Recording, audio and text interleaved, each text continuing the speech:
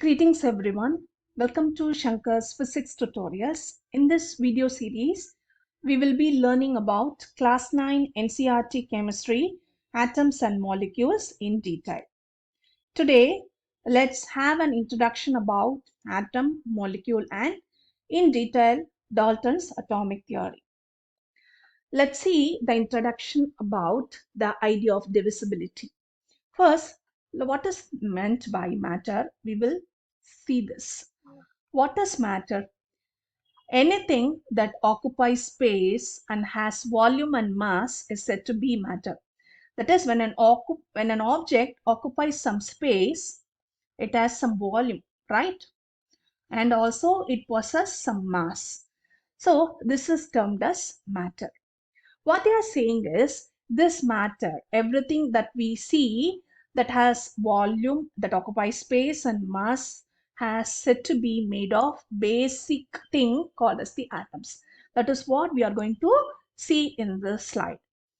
What are the forms of matter that we know? Basically, solids, liquids, and gases are the three states of matter that we have studied in our earlier section. So, whatever may be the forms the matter is, everything is made up of atoms. The idea of divisibility of matter was considered long back in India around 500 BC itself.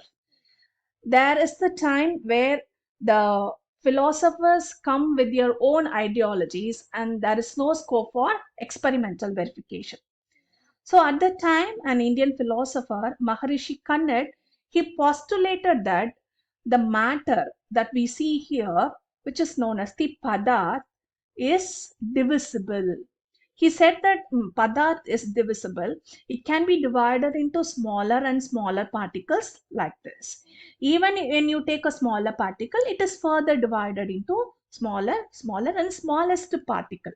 And their approach is that is a way in which the particle are indivisible further. This indivisible particle, called as the smallest particles, and beyond which the particle cannot be divided, is said as the Parmanu.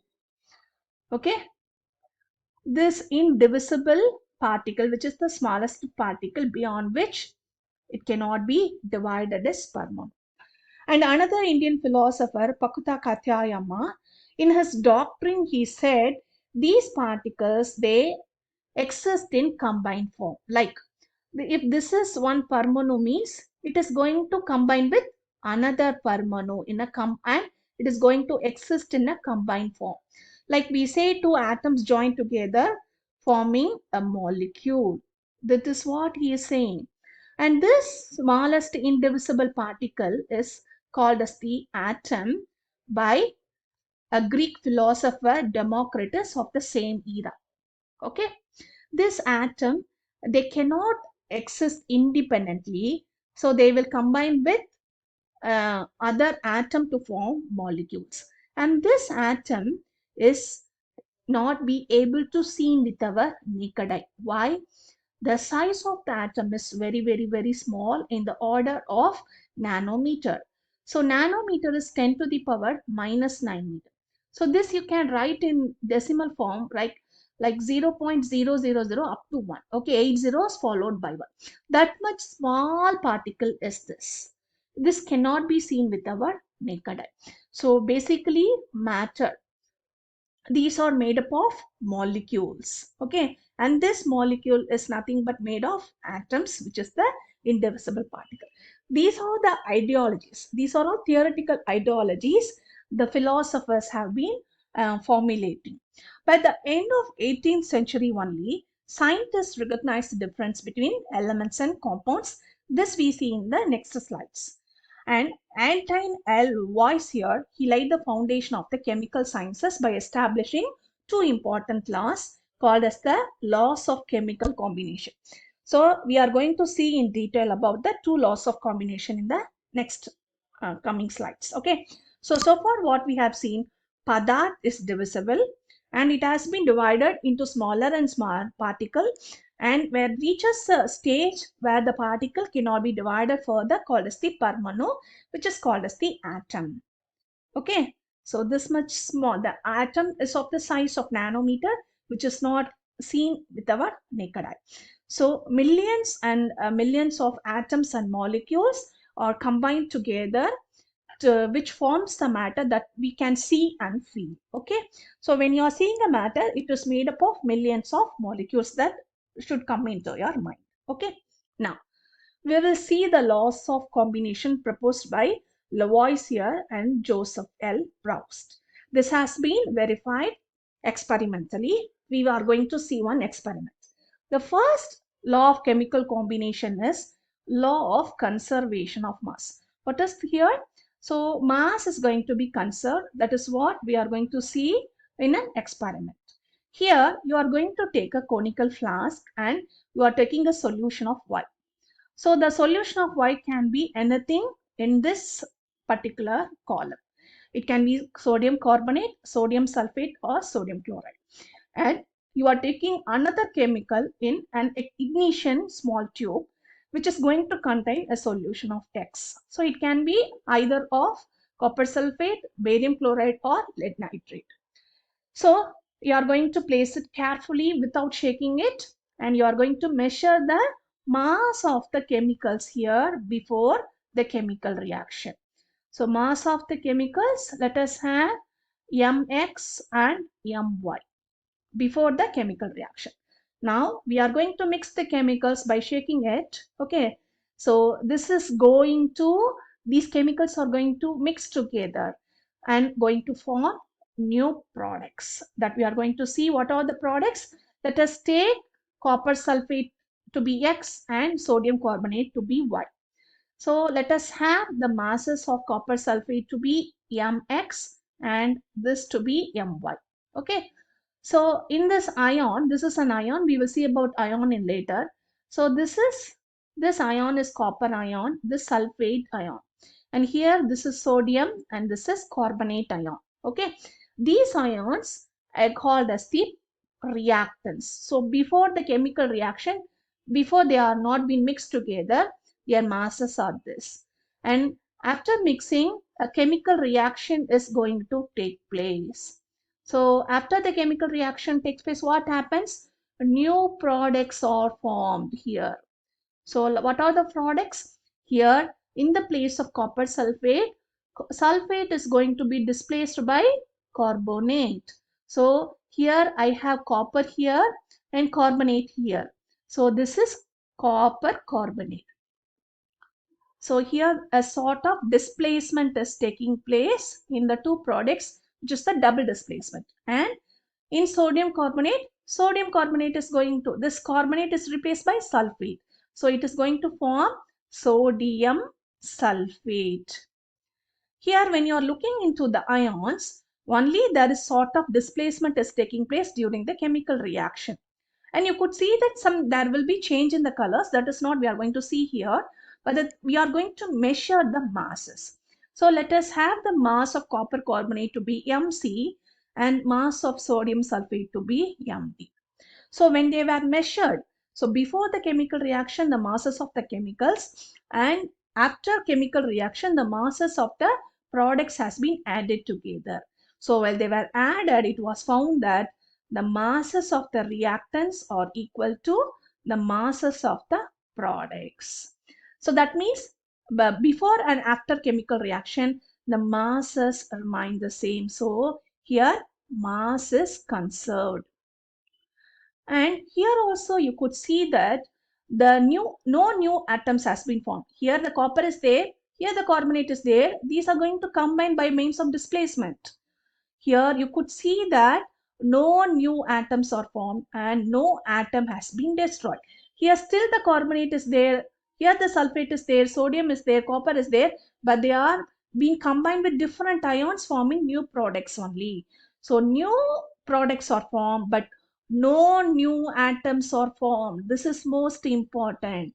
No new atoms are formed and no atom is destroyed here.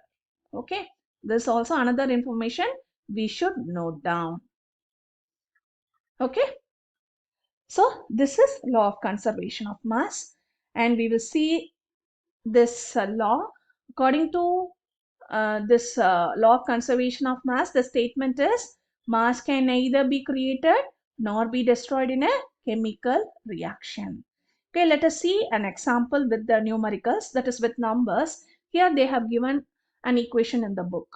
So 5.3 grams of sodium carbonate and 6 grams of ethanoic acid are mixed together forming products like 2.2 grams of carbon dioxide is formed, zero point 0.9 grams of water, and 8.2 grams of sodium ethanoate is formed.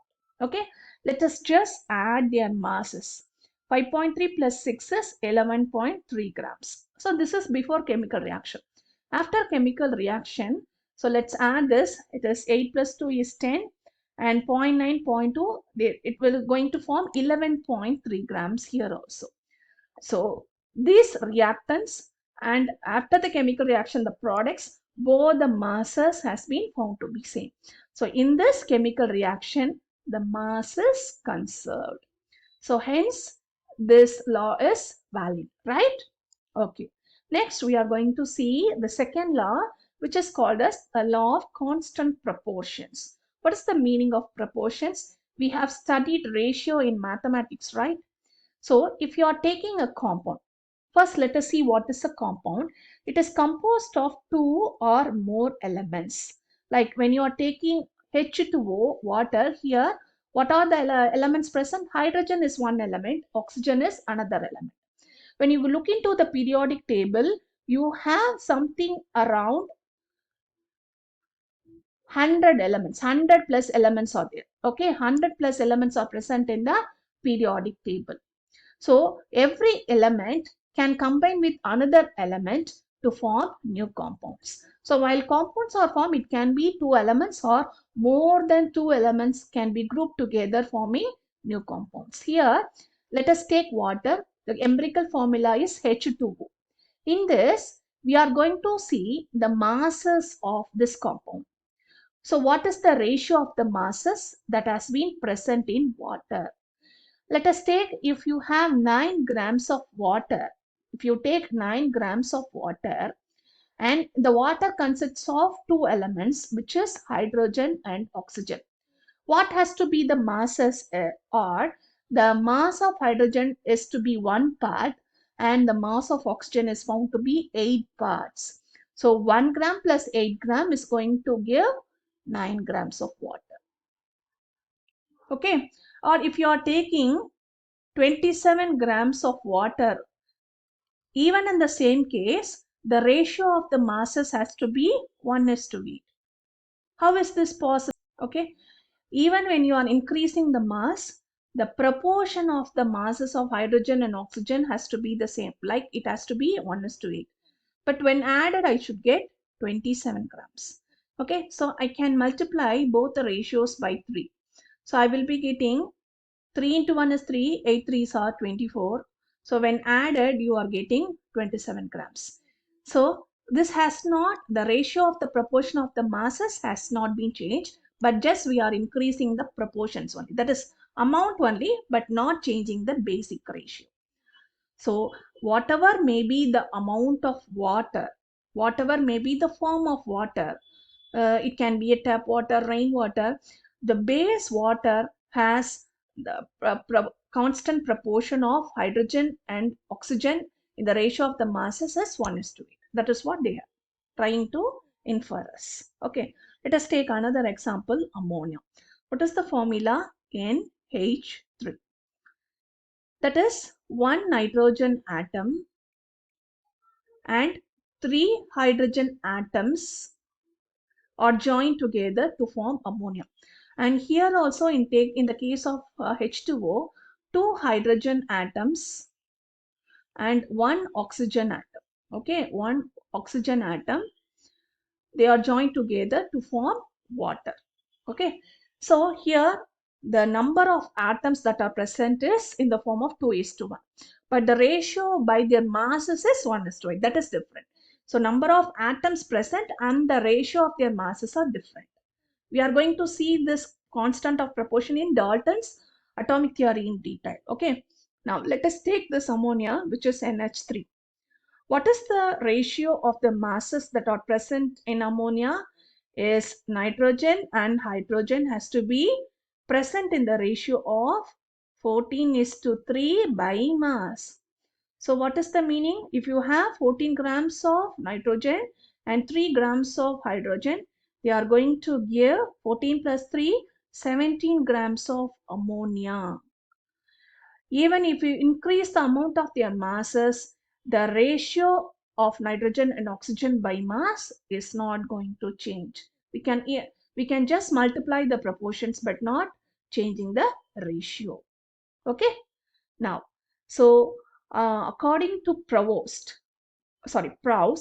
and the law of definite or constant proportion is stated as in a chemical substance, the elements are always present in definite proportions by their mass. So what are the elements here? Nitrogen and oxygen. These are present in definite proportions by mass. This is most important.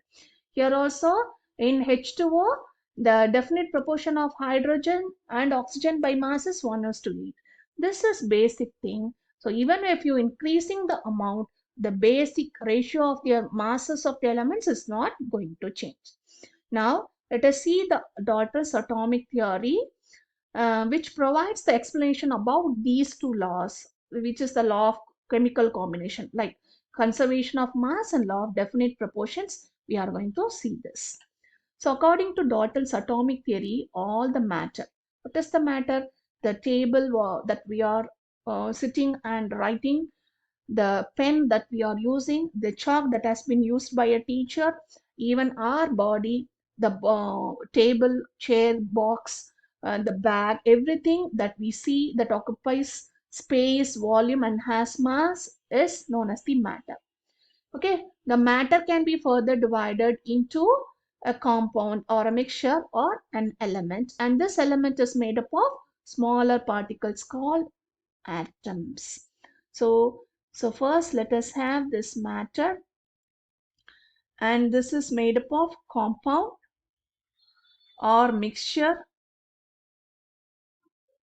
Okay, so the compound or a mixture is composed of again smaller particles called atoms. Okay, so before that, in between, the elements can be grouped together to form the compounds. So whether it is an element or a compound or a mixture, all this is made up of atoms. So let us see the postulates of Dalton's atomic theory. First thing is, all the matter is made up of very tiny particles called atom, which are indivisible. This atom is indivisible. Okay, that is what it has been given. Next, atoms are indivisible particles which cannot be destroyed or created in a chemical reaction. As we have seen before, hydrogen, let us take how H2O molecule, that is we are getting how H2O molecule. So two hydrogen atoms like this, let us have this two hydrogen and one oxygen grouped together forming H2O. Okay, so here a new molecule is formed, but within this, let us take this as one unit. So one unit of hydrogen molecule. We are not going to balance this equation. Just we have an idea. Two hydrogen and one oxygen combined together form H2O molecule. So in this new molecule, we have one oxygen atom and two hydrogen atoms. Here, no new atoms or no atoms has been destroyed in this chemical reaction. Only the atoms that are present before the chemical reaction we are getting in the form of products in different form. Okay, that is the difference. Next is third postulate, atoms of a given element are identical in mass and chemical properties. Let us take any element. So far 100 plus elements are found. If you take any element, like if you are taking sodium or if you are taking chlorine, their masses are identical and they have similar properties. If you take sodium, all the elements of sodium is going to have the same chemical properties. And if you take chlorine, that element is going to have identical mass and identical chemical properties. When you take different elements, like when you're taking, just compare sodium and chlorine, they have different masses. This sodium is going to have a different mass, and this chlorine element is going to have different. That is, all these elements are going to have different masses, and so the chemical properties are going to be different also. So for a particular element, their masses and the chemical properties are the same, and atoms combine in the ratio of small whole numbers to form compounds. Like as we have seen before itself, let we take ammonia NH3. Here, one nitrogen atom and three hydrogen atoms are joined to form ammonia, right? Here, these has been combined in small whole numbers only. That is what they are trying to signify us. Or if you take carbon dioxide, one carbon and two oxygen atom combined together forming CO2. Here you could see the atoms are combining to form compounds in small whole numbers, in the ratio of the small whole numbers, like 1 is to 3, 1 is to 2, 1 is to 3, 1 is to 2, like that it is going to differ, but the proportions are whole numbers only. That is what they are trying to infer us. And the final point, the relative number and kinds of atoms are constant in a given compound.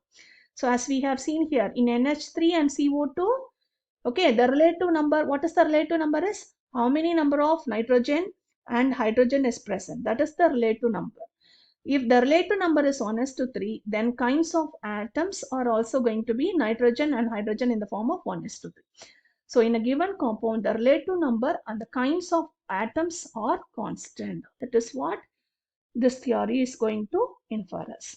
Hope you like the video. If you want more such videos, keep supporting Shankar's Physics Tutorials. Thank you.